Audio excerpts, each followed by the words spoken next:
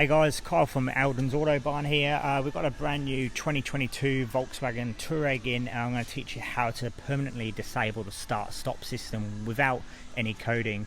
The previous generations of these in the MQB platform, you could actually go through VCDS and code out the start-stop system by changing the voltage limit, but they don't actually have that anymore, so it's a real pain to do through the coding route. I'm going to teach you the easy way.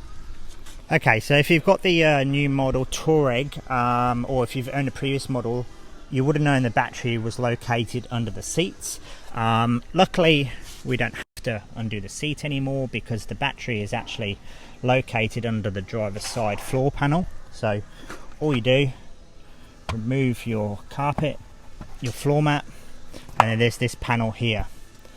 So if you just lift up from the one end and then pull that way, it slides out. Okay, so now here is the battery, and what we're going to do is we're just going to look at the negative terminal here.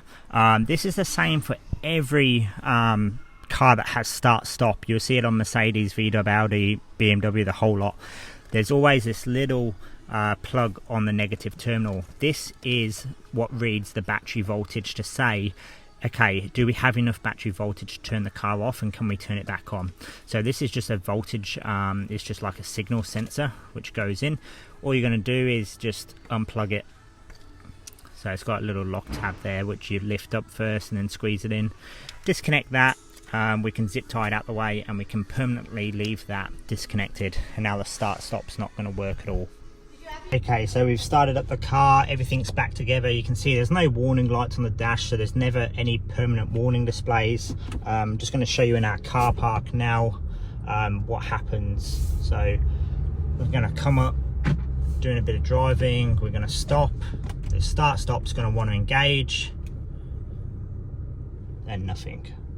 So sometimes what will happen is you just get the error start-stop system, but that's completely fine. There's no hard errors on the dash, so I'm sure a lot of you can put up with that.